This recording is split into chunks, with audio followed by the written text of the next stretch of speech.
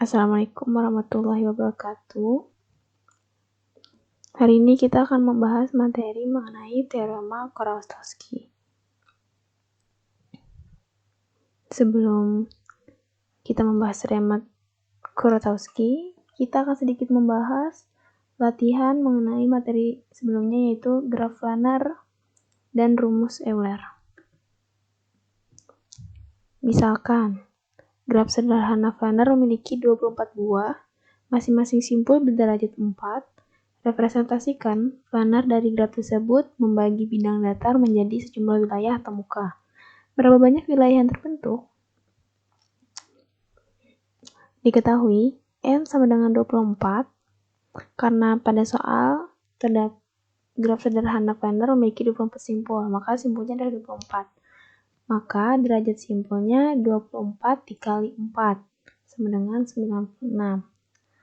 Menurut lemma jabat tangan, materi yang sudah kita pelajari minggu lalu mengenai lemma jabat tangan, jumlah derajat sama dengan 2 dikali jumlah sisi, sehingga jumlah sisi sama dengan E sama dengan jumlah derajat dibagi 2. Jumlah derajatnya 96 dibagi 2 sama dengan 48. Dengan rumus Euler, yaitu N dikurang E ditambah F sama dengan 2. Yang ditanyakan di sini adalah berapa banyak wilayah yang terbentuk. Jadi, menggunakan rumus F sama dengan 2 dikurang N ditambah E. F sama dengan 2 dikurang 24 dikurang 24 ditambah E 48, maka wilayah yang terbentuk adalah 26 buah. Pada graf planar sederhana, terhubung dengan F buah, N buah, dan E buah sisi, yang mana E lebih dari 2. Selalu berlaku E kurang dari sama dengan 3N dikurang 6. Ketidaksamaan yang terakhir dinamakan ketidaksamaan Euler, yang dapat digunakan untuk menunjukkan keplanaran suatu graf sederhana. Kalau graf planar, maka ia memenuhi ketidaksamaan Euler. Sebaliknya, jika planar tidak sederhana, jika tidak planar, maka ketidaksamaan tersebut tidak terpenuhi. Contoh, pada keempat, N sama dengan 4, E sama dengan 6, memenuhi ketidakplanaran Euler, sebab 6 kurang dari sama dengan 3 dikali 4 dikurang 6. Jadi, keempat adalah graf planar. Contoh kedua, K5. N sama dengan 5, E sama dengan 10. Tidak memenuhi ketidaksamaan Euler, sebab 10 lebih dari sama dengan 3 dikali 5 dikurang 6. Jadi, K5 adalah tidak planar. Ketidaksamaan E kurang dari sama dengan 3N dikurang 6 tidak berlaku untuk K3,3 karena E sama dengan 9, N sama dengan 6. Sehingga 9 kurang dari sama dengan 3 dikali 6 dikurang 6. Jadi, E kurang dari sama dengan 3N dikurang 6. Padahal, K3,3 bukan graf planar.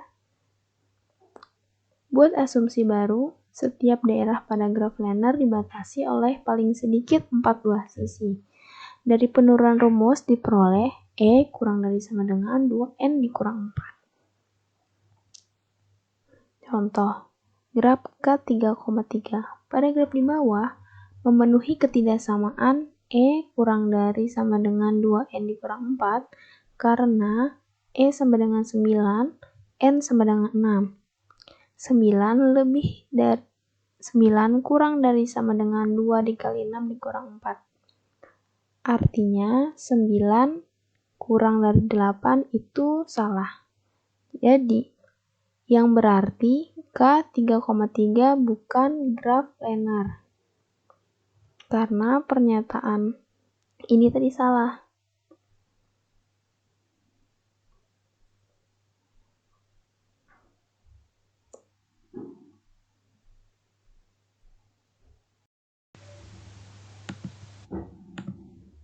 Selanjutnya yaitu teorema Kuratowski. Teorema Kuratowski berguna untuk menentukan dengan tegas keplanaran suatu graf. Perhatikan terdapat 3 buah gambar graf. Yang pertama yaitu graf Kuratowski K5, yang B graf Kuratowski kedua atau K3,3, yang C graf yang isomorfik dengan graf Kuratowski kedua.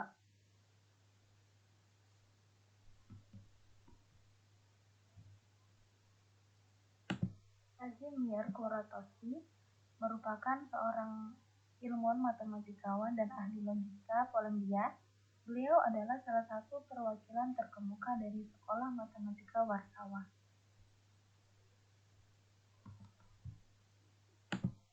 Adapun terdapat sifat graf Kuratowski adalah yang pertama, kedua graf Kuratowski adalah graf teratur. Yang kedua, kedua graf Kuratowski adalah graf tidak planar. Yang ketiga, penghapusan sisi atau simpul dari graf Kuratowski menyebabkan menjadi graf planar. 4. Graf Kuratowski pertama adalah graf tidak planar dengan jumlah simpul minimum, dan graf Kuratowski kedua adalah graf tidak planar dengan jumlah sisi minimum.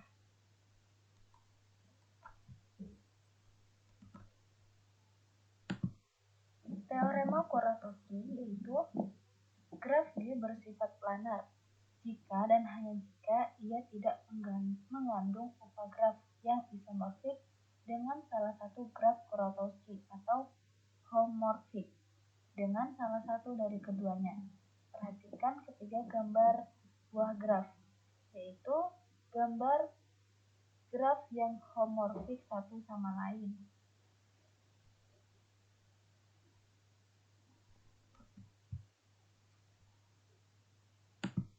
Contoh, kita gunakan teorema Kuratowski untuk memeriksa keplanaran graf.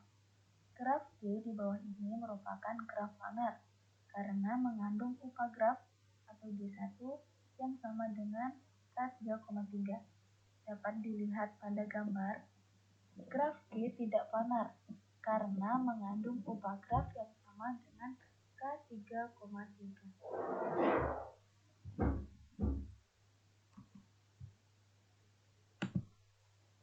Selanjutnya yaitu graf G tidak planar karena ia mengandung upagraf atau G1 yang homorfik dengan K5, yaitu dengan membuang simpul-simpul yang berderajat 2 dari G1, maka diperoleh K5.